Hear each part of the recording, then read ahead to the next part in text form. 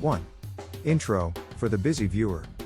Trump just handed Xi Jinping the biggest gift of his rule, a total 50% tariff on India, the highest the US has ever put on a major ally. Modi, true to form as a proud Indian leader, is standing firm. And the biggest winner? China. This could be the moment President Carter's national security advisor, the late Zbigniew Brzezinski, warned about back in 1997, an Eurasian anti-US super-bloc of China plus Russia plus Iran, and now possibly India. We'll break down this dangerous dynamic in Section 5. Before we dive in, if you appreciate calm, clear breakdowns of big global plays, please hit like, subscribe, and leave a comment with your take. 2. Trump's tariff hammer.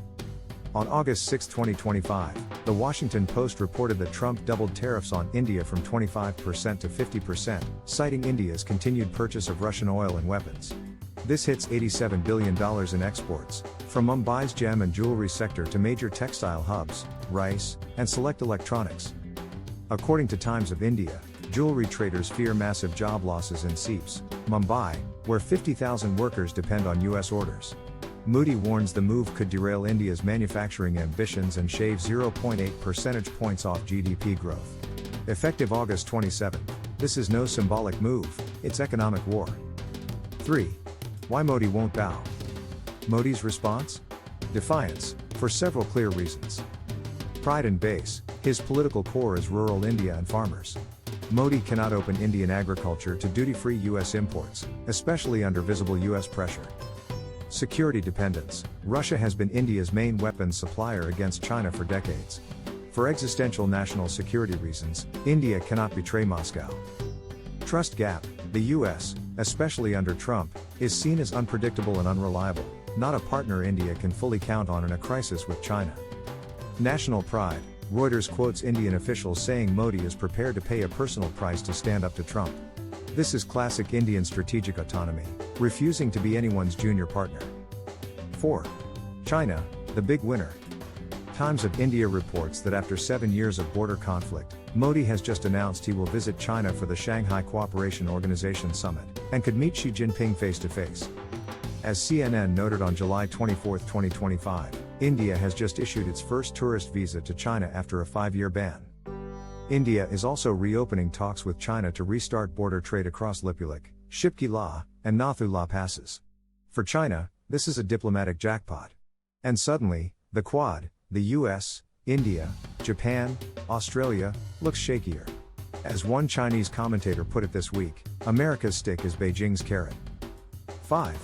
Why this is Brzezinski's nightmare. The late, brilliant Zbigniew Brzezinski, President Carter's national security advisor, was one of America's sharpest geopolitical minds. In his 1997 classic The Grand Chessboard, American Primacy and Its Geostrategic Imperatives, he warned. Potentially, the most dangerous scenario would be a grand coalition of China, Russia, and perhaps Iran, an anti-hegemonic coalition united not by ideology but by complementary grievances.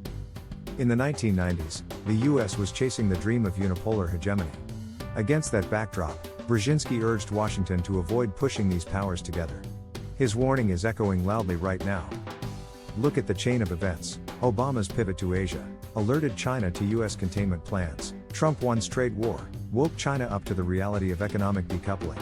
Biden's full backing of the Ukraine war and toughest sanctions in history pushed Russia fully into China's arms. Trump 2's support for Israel's strikes on Iran left Tehran no option but Beijing.